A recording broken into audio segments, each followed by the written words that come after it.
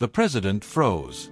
In the middle of the hospital hallway, his hand still mid-air after placing it gently on the janitor's shoulder, President Ibrahim Traoré felt something he hadn't in years, a memory buried deep, rising with such force it almost knocked the air from his lungs. The janitor slowly turned. Her eyes, gray and dulled with time, blinked behind wire-framed glasses. Wrinkles creased her cheeks. Her hands were trembling, clutching the mop like a lifeline. And then, as her gaze locked onto his face, a sharp intake of breath escaped her lips. Her name tag read, Margaret D. Her uniform was faded, shoes worn from years of quiet, invisible labor. But to him, in that moment, she wasn't just a hospital janitor. She was the woman who had abandoned him as a child. His adoptive mother. Mama.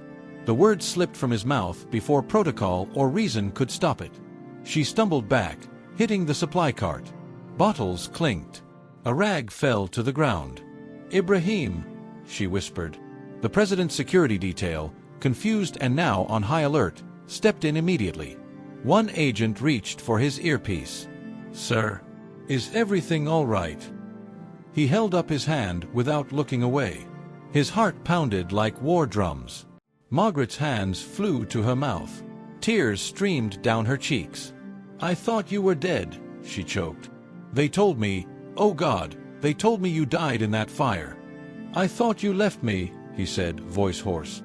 I thought you never wanted me. And in that moment, the president of Burkina Faso, hailed for his bravery, admired for his defiance, respected across nations, was just a boy again. A scared, angry, broken boy.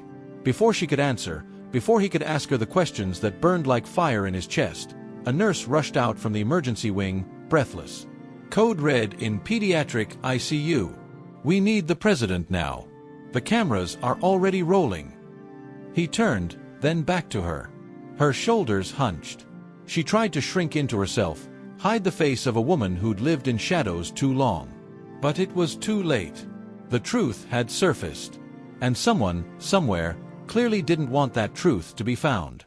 10 days earlier, in a quiet West African military base tucked behind a compound of rust-red buildings, Ibrahim had sat behind a stack of classified documents, half listening to his aide rattle on about the upcoming U.S. tour. The trip had been planned for months. Diplomatic talks, speeches, and a humanitarian visit to a children's hospital in Washington, D.C., his final stop.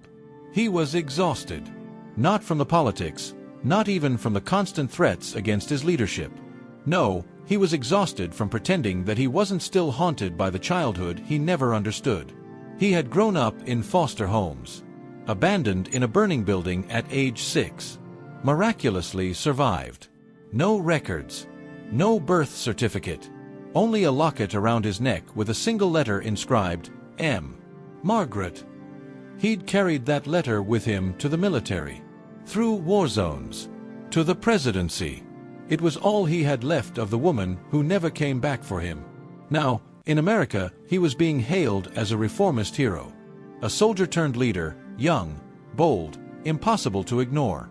His team had carefully curated the hospital visit to end the trip on a warm, emotional note. Smiles.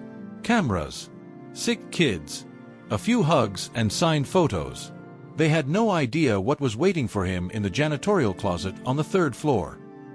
The plane landed in Washington under heavy security. Journalists lined up along barricades. His face appeared on TV screens across the globe, smiling, waving, saying all the right things. But something in his gut tugged. An unease. Like the wind before a storm. On the day of the hospital visit, rain tapped gently against the motorcade's windows. The Children's Memorial Hospital was buzzing with excitement. Nurses lined the halls. Kids in colorful gowns peeked out from doorways, grinning. But before he reached the pediatric ward, he noticed something. A woman in a janitor's uniform, pushing a mop cart down the hallway, stopped and glanced up at him. Just a second too long. Her eyes widened.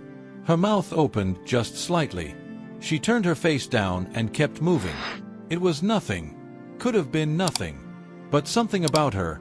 Something about the shape of her eyes. The way she walked. It echoed something from long ago.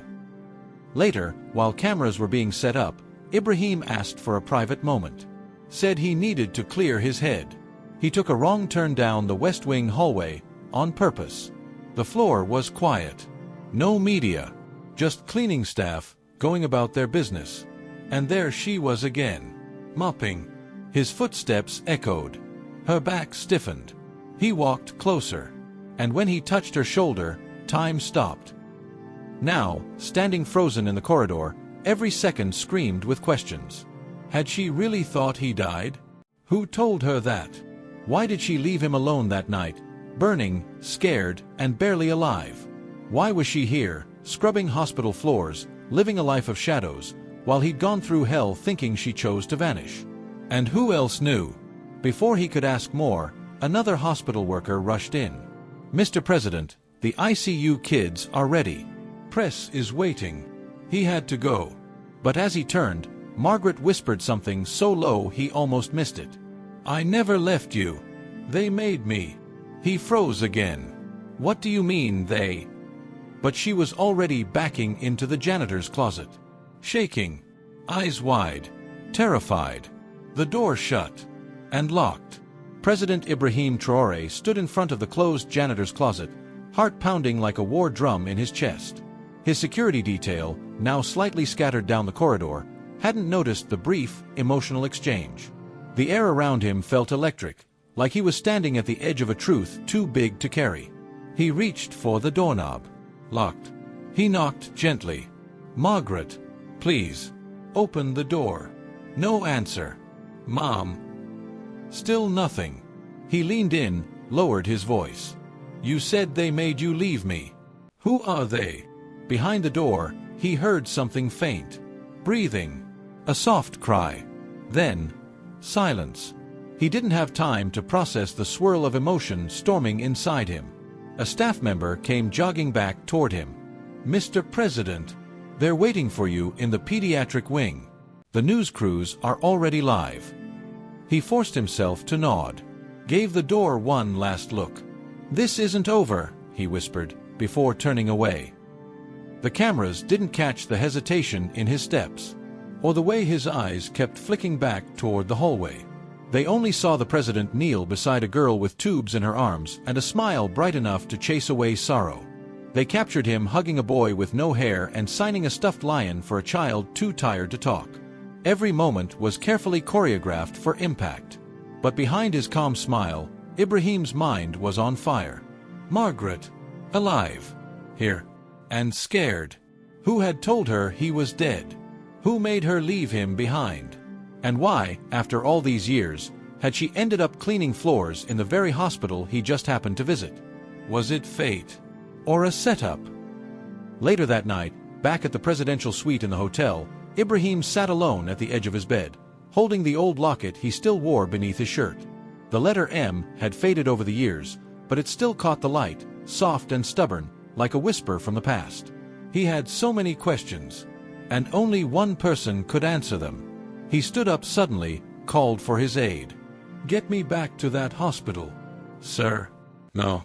It's nearly midnight." "No." The hospital at night was almost unrecognizable. Dim. Quiet. Empty. No press. No kids in the hallway. Just shadows and the steady beep of distant machines. A nurse on night shift let them in through the back. "She's not on the schedule tonight. She only works mornings. Can you tell me where she lives?" The nurse hesitated. "Sir, I don't think I can give out." He stepped forward, voice gentle but firm. "Please. I'm not asking as a president. I'm asking as her son." The nurse blinked, stunned. I can check the employment files." 30 minutes later, Ibrahim stood outside a rundown apartment complex on the outskirts of the city.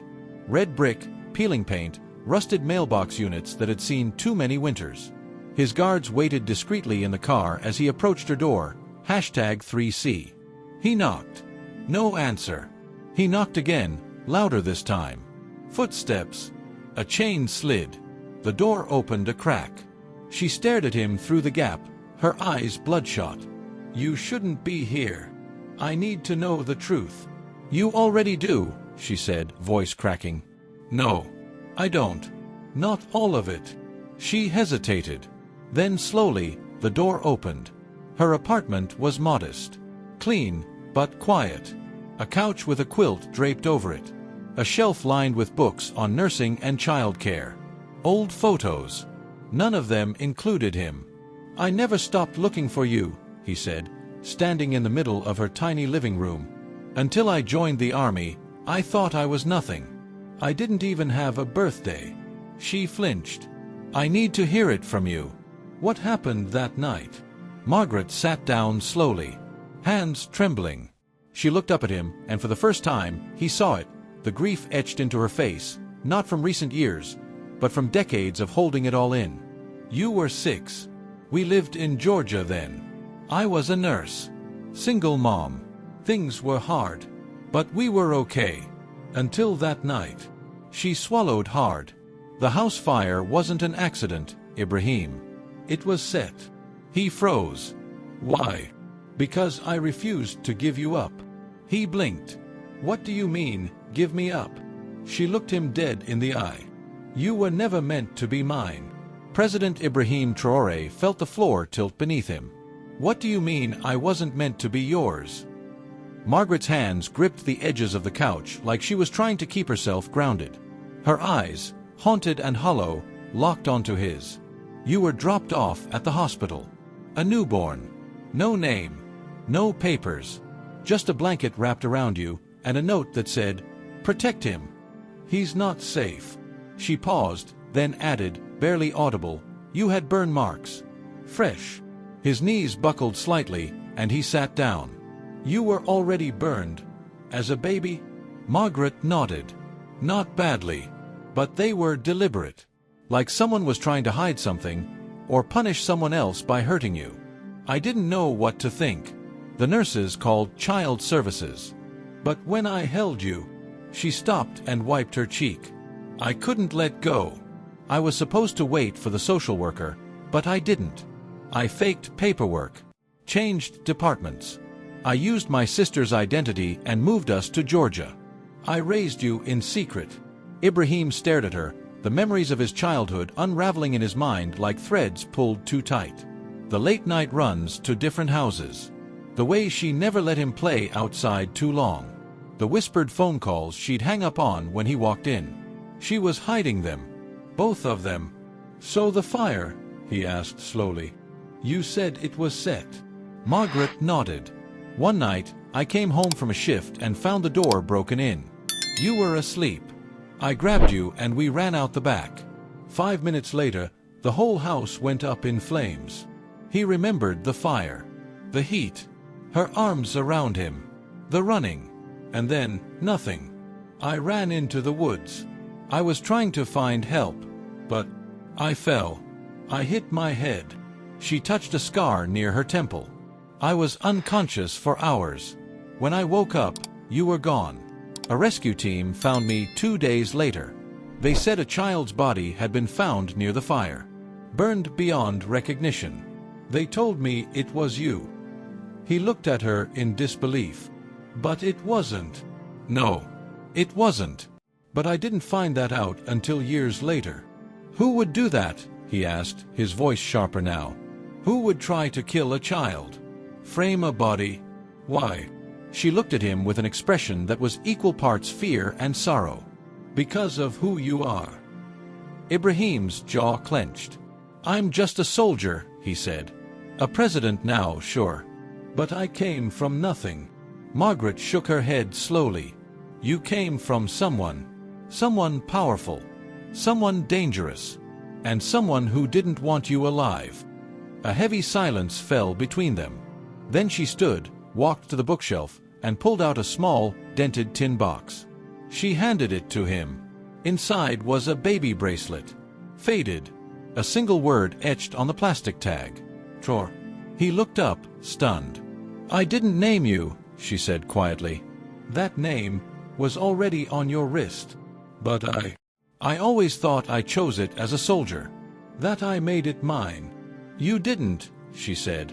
"It was yours before you ever had a voice to say it." Ibrahim felt dizzy. "Do you know who my real parents were?" Margaret hesitated. "I didn't. Not then. But when I saw your face on the news, years later, when you became a commander in West Africa, I started putting the pieces together." She opened a drawer and pulled out a worn folder. Inside were clippings, photos, articles. Most were yellowed with age, but one caught his eye immediately, a photo of a much younger man who looked eerily like him, standing next to a woman in military uniform. "General Malik Traore," she said softly. "He disappeared decades ago under mysterious circumstances. Took his wife and newborn son into hiding." That could be anyone. It's not. Look at the mother's locket. His heart dropped. She was wearing his locket, the same one he'd worn his entire life. "Ibrahim, I think you were born into the Traore family. The real one. A line of powerful revolutionaries from West Africa that were wiped out in a silent purge. They weren't just soldiers. They were political enemies to a global military network. People who believed they could change the world. And someone wanted that child, me, gone." She nodded. "But someone else wanted you protected." Suddenly, outside the apartment window, headlights flashed. Too close. Too deliberate. Margaret stiffened. Ibrahim moved to the window, pulling the curtain just enough to see. A black SUV sat idling outside. No lights. No plates. His phone buzzed. A single text from a scrambled number. "She's not safe. They know you found her." He stood up fast. "We have to go. Now." Margaret's face went pale. "You don't understand. If they see me alive, they'll—" "I'm not losing you again," he snapped, already at the door. But before he could open it, the knob turned from the outside. "We would like to know where you are watching from. It's amazing to see this community grow around the world." The doorknob twisted slowly. Ibrahim motioned for Margaret to move back, then stepped to the side of the door, back against the wall. His training kicked in, measured breath, scanning angles, eyes locked on the entry. No one should have known he was here. The knob stopped. Silence. Then a knock. 3 short taps. Ibrahim raised an eyebrow. That pattern, it was military. A neutral entry signal. But who on earth? He yanked the door open. A man in plain clothes stood there, soaked from the rain. Early 40s. Sharp eyes, scar over his eyebrow, jaw clenched like he'd been holding something back for years. "Mr. President," the man said quickly, "we have to move." "They're coming." "Who are you?" "Someone who owes your father a debt. And if you want to live long enough to find out who you really are, you'll come with me." Margaret gasped from behind. "No. I know this voice. You're one of them. You were there the night they took him." The man held up both hands. "Not anymore. I was one of them. I defected years ago. My name is Kellen. Your father trusted me. He left instructions. If the boy ever surfaced, find him. Protect him. Tell him the truth." Ibrahim studied him, jaw tight. "You knew my father. I was part of his inner circle. Then where were you when my family burned?" "I was betrayed," Kellen said grimly. "We all were. Half of his men flipped for money and power. The rest were hunted down. He tried to protect your mother and you, but someone got to them first. He disappeared shortly after." Margaret stepped forward, fists clenched. "And you expect me to believe you're here to help?" "No," Kellen said. "I expect you to trust your instincts, Mr. President. You survived the front lines. You've smelled lies your whole life. What do your instincts say right now?" Ibrahim didn't blink. "They say we don't have time." The next 15 minutes were a blur. Margaret packed a small bag, grabbing only a photo and the tin box. Kellen drove like a man possessed, weaving through alleyways and back roads. Rain smeared the windshield, and the wipers squeaked against the silence. "Where are we going?" Ibrahim asked from the back seat. "There's a safe house. Old military quarters, long abandoned. We've been using it to store off-grid intelligence, including files on the Traore line." "What's in the files?" "Proof," Kellen said. "Proof that your father knew what was coming. And that you, Ibrahim, were never just a child caught in the crossfire. He glanced at him in the rear view. You were the reason they lit the fire in the first place. They arrived at a crumbling warehouse near the docks. Old shipping crates, rusted chains, and oil barrels littered the lot. A faded sign still read, "Red Supply CO. Restricted access." Kellen unlocked a steel door and led them down 2 flights of concrete stairs into an underground space lit only by a hanging bulb and a flickering terminal. This place is off the grid. Even facial recognition scrubs can't find you here. He tapped at the computer, brought up a folder titled Phantom Child. Ibrahim leaned over. "That's what they called me." Kellen nodded. "You vanished after the fire. No one could confirm you were alive. There were whispers, someone smuggled you out. But without proof, the trail went cold." He opened another file. It was a scanned letter. Handwritten. From General Malik Traore. "If this message is ever read by my son, then I have failed. But if you're alive, you must understand, your name will be hunted. Your bloodline is feared. And what we died for is buried deeper than anyone knows." Ibrahim felt his pulse pounding in his ears. What did he die for? Kellen turned. "A network. Hidden. Quiet. Global. Your father wasn't just a general. He was part of a resistance. Leaders from all over, scientists, officers, even politicians, working together to dismantle a secret power structure manipulating governments across Africa, the Americas, and Europe." "Like a shadow government?" "Worse," Kellen said. "A black market alliance that controls everything from elections to oil to who lives and who burns." "And I was what? A threat to that?" "You were the key," Kellen said. "Because your father encoded the master list of their names into your DNA. It's hidden in your genome. No drive. No disk. They needed you gone before you ever found out." Margaret whispered, "Dear God." Just then, bang. The front door above was blasted open. Footsteps thundered down the stairwell. "They found us," Kellen barked, grabbing a weapon from the desk. But Ibrahim stood frozen. Something in him had shifted. He turned to Margaret. "You knew some of this." Her silence spoke louder than any words. "You knew what I carried." She looked away. "They said if I kept you hidden, they'd let me live." Kellen aimed at the stairwell entrance. "President, we have to go. Now." But Ibrahim didn't move. He turned, eyes burning, and whispered, "Then who betrayed us?" Footsteps grew louder. Then a voice from upstairs called out, "Ibrahim, we don't want her. We want you. Give us the boy, and this ends clean." Margaret stepped forward suddenly, eyes wide. "No. No, that voice. I know that voice." Kellen stiffened. "So do I." Ibrahim stepped toward the stairwell. "Whose voice is it?" Margaret's face crumpled. "Your uncle." Tell us in the comments. What would you do if the person trying to erase your existence was your own family? Have you ever had family secrets that came out like this?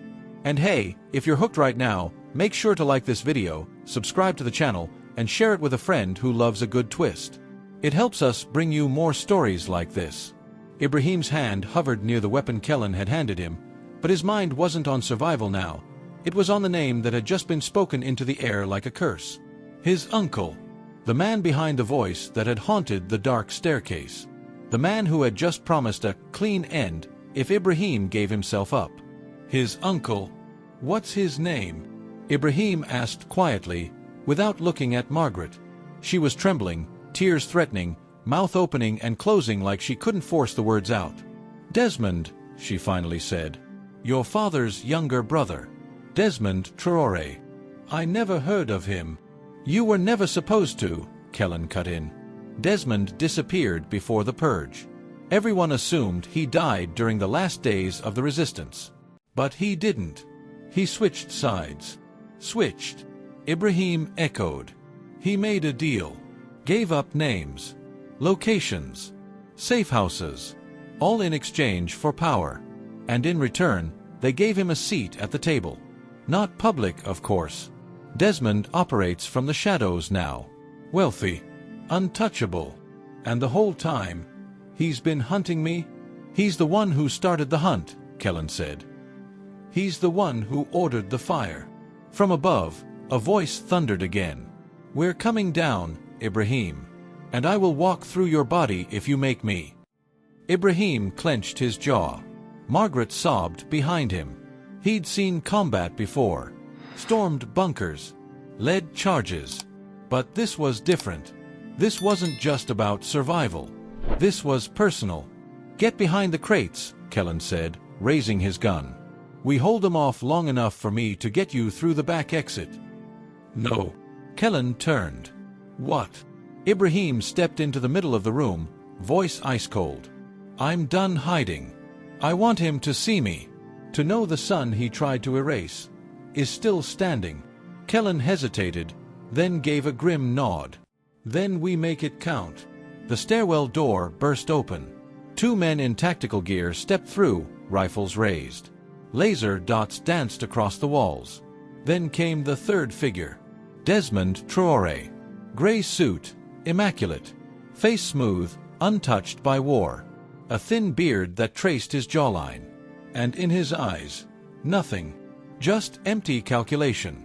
Ibrahim, he said, voice calm, confident. I see you've met the ghosts of your past. Ibrahim didn't blink. You burned my life to the ground. Desmond's smile didn't touch his eyes. I gave you freedom. You just didn't know it. You left me to die. You were never supposed to be born, Desmond said flatly. Your father was a fool. He believed in hope. He believed in revolutions. But revolutions don't pay. They crumble. Like bones. He stepped further into the room. I'm offering you a choice. Come with me. Quietly. No pain. No blood. I can protect your legacy. Hide you, shape the narrative. Make you a martyr, if need be.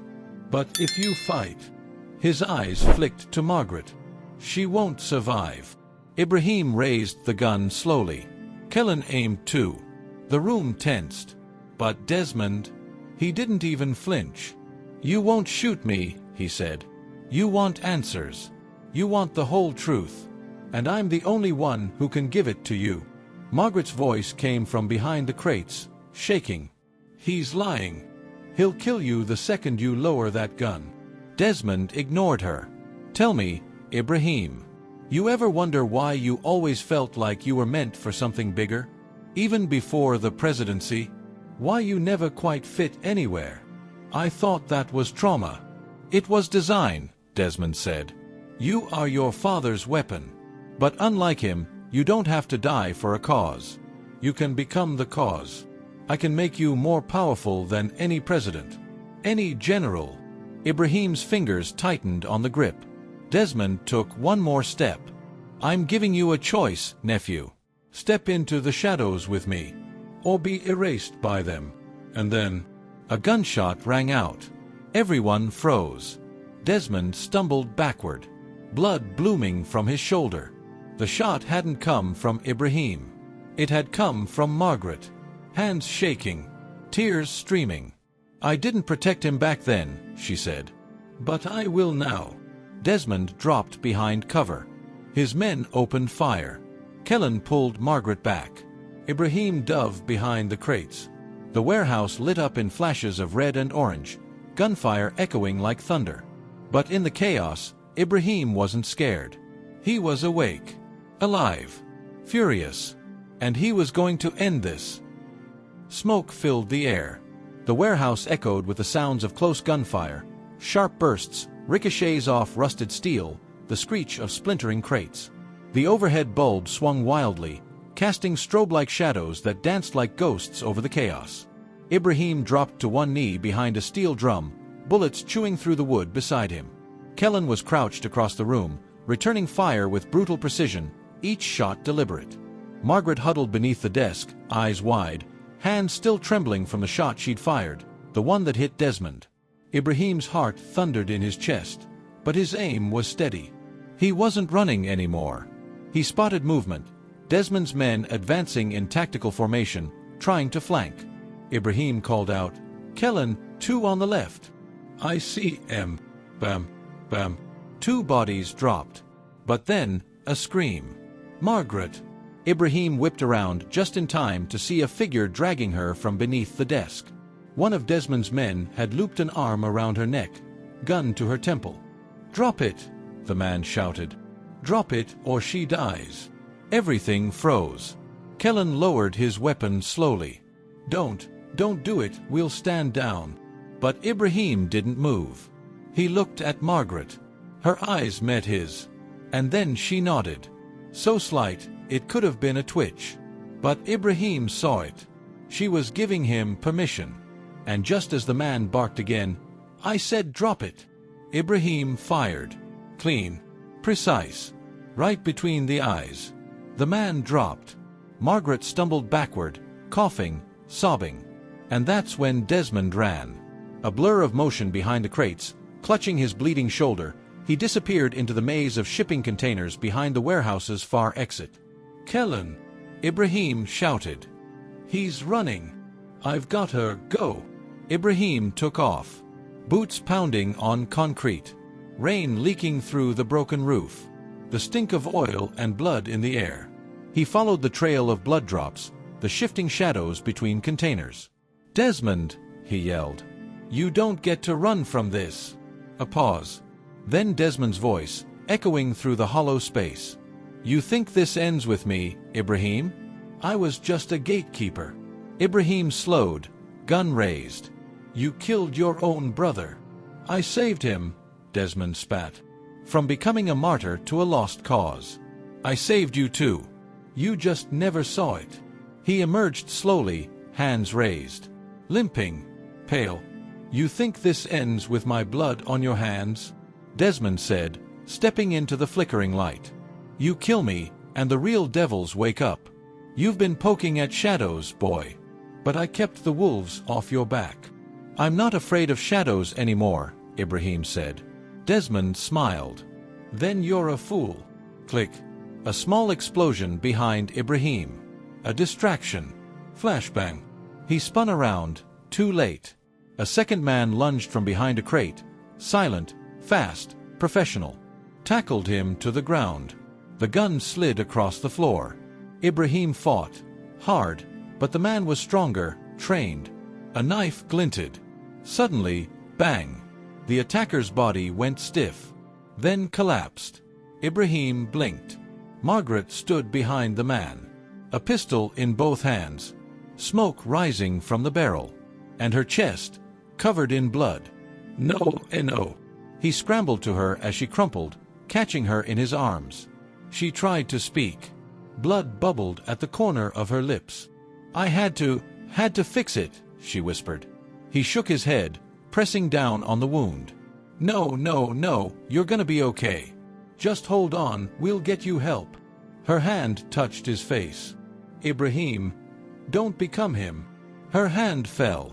Her eyes froze. He screamed. But there was no time to mourn.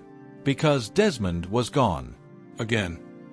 Back at the warehouse, sirens wailed in the distance. Reinforcements. The safe house was burned now, compromised. Kellen returned to find Ibrahim holding Margaret's body, his face blank, his eyes hollow. They didn't speak. They just drove. Into the next city. To another safe house. Ibrahim didn't cry. He just stared. Until Kellen dropped a folder on the table in front of him. "What's this?" Ibrahim asked, voice dull. "A lead," Kellen said. "Desmond's not the top. He's a puppet with too much pride.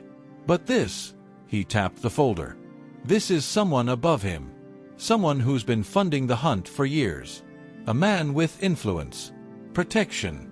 He's in the States right now. What's his name?" Kellen looked him in the eye. "Senator Edwin Monroe." Ibrahim slowly opened the folder.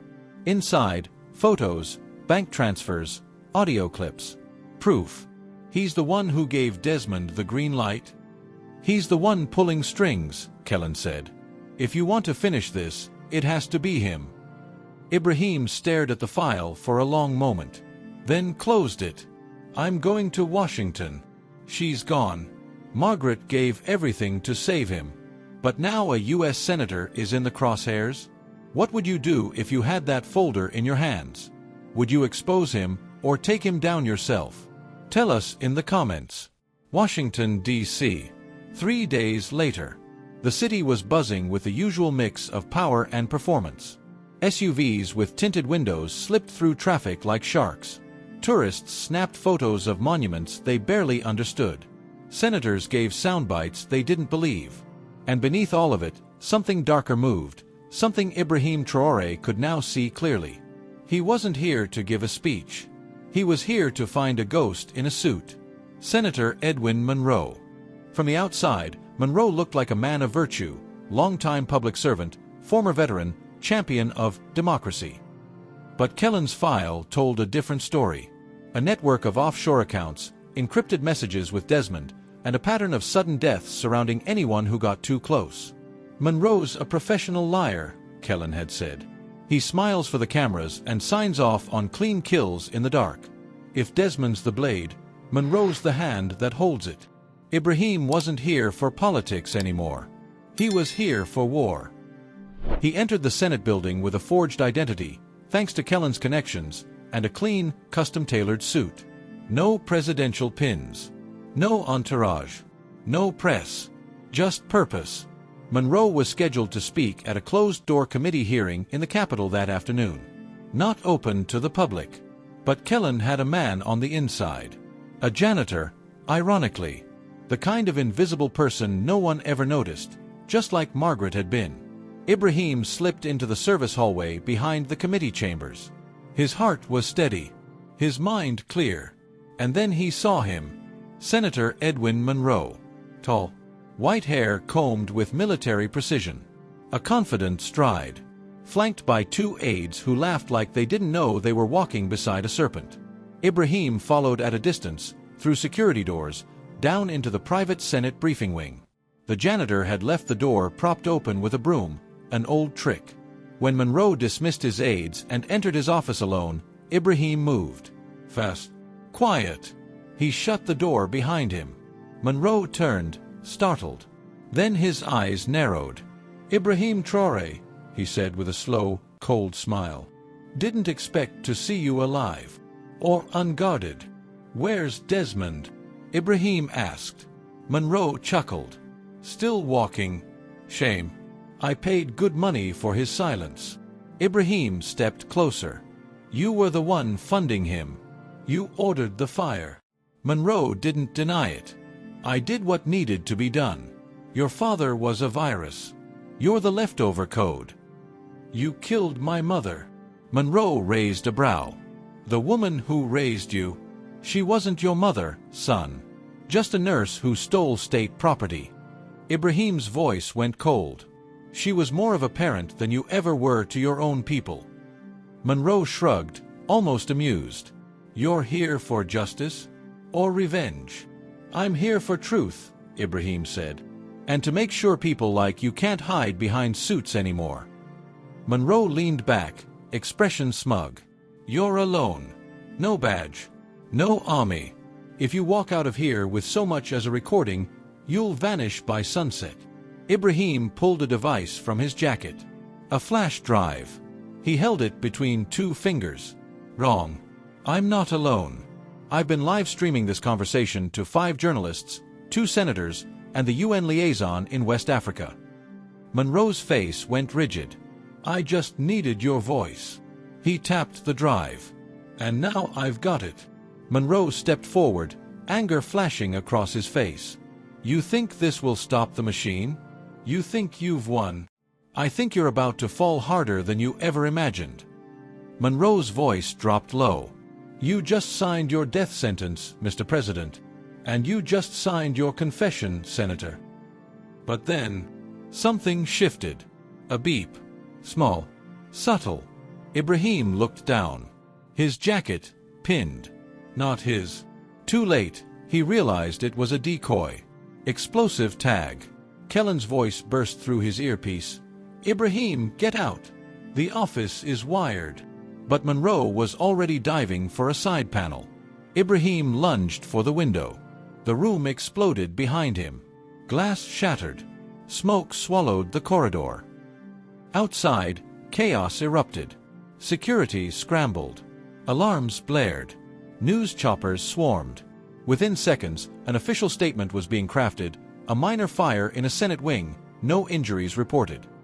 But behind the headlines, Ibrahim Traoré was gone. Alive. Burned. But gone. That night, Kellen patched him up in a safe house on the outskirts of the city. "You were never supposed to walk out of there," Kellen said, taping his ribs. "That was a trap." "I know," Ibrahim said through clenched teeth. "But I got what we needed." He lifted the duplicate drive from inside his belt. His confession. His admission. All of it. And it's already in the hands of 6 different media outlets. Kellen blinked. "You went in expecting not to come out." "I went in prepared," Ibrahim said. "That's the difference." And then his phone buzzed. A single video attachment. From a blocked sender. He tapped play. It was Desmond. Alive. In an undisclosed location. Looking right into the camera. "You survived Monroe," Desmond said with a smirk. "Impressive. But this isn't over. You think a few files and a press release can stop what we've built?" He leaned in. "You've just made yourself target number 1. There is a list, Ibrahim. And now you're on it." The video ended. 3 weeks later. A private military compound, hidden deep in the Sahel. Ibrahim stood alone on the dusty ridge as the sun bled over the horizon. The wind stirred his jacket. Below, the desert stretched wide and unbroken, like a promise or a threat. Behind him, inside the fortified bunker, the servers whirred with new life. They held names, coordinates, secrets, decades of buried truth, all recovered from a final encrypted drive Kellen had risked his life to steal. Desmond had called it the Atlas, a black ledger of every puppet, every enabler, every whisperer in the dark. Monroe was just one node, but Desmond was the architect, and he was still alive. The world had changed since Washington. News of Monroe's confession exploded across global headlines. Resignations swept the Senate. Protests spread across capitals. A new generation was demanding answers and accountability. But the machine hadn't stopped. It had just gone underground again. That's where Ibrahim was headed now. Inside the bunker, Kellen leaned over the satellite rig, tuning a secure frequency. "You're sure about this?" he asked. Ibrahim nodded. "He sent me the message. I'm answering it. You know it's a trap. It always is." Kellen looked at him. "Then why walk in?" "Because this time," Ibrahim said, "he doesn't get to set the terms." He stepped into the broadcasting chamber. The lights dimmed. Cameras activated. The room filled with silence, then the soft whine of a transmission. Then Desmond's face appeared on the screen. Alive. Cold. Still in control. Except, his eyes were different now. More careful. Less smug. "Ibrahim," he said slowly, "I didn't expect you to make it this far." "You should've," Ibrahim replied. "You had my blood once. Now you've got my name." "You've made a mess," Desmond said. "I've made history." Desmond chuckled. "You think exposing Monroe ends this? The Atlas wasn't built in a day. It won't fall in one." "I'm not here to end it in a day," Ibrahim said. "I'm here to start something." He slid a new drive into the server. One Kellen had decrypted from the final safehouse. Desmond's smirk froze. "You recognize this, don't you?" Ibrahim said. "It's your voice. Your orders. The list of leaders you placed, and the ones you removed." "Where did you get that?" Desmond snapped. "You gave it to me," Ibrahim said. "Every time you tried to erase me, you left a trail. Monroe's arrogance. Your message.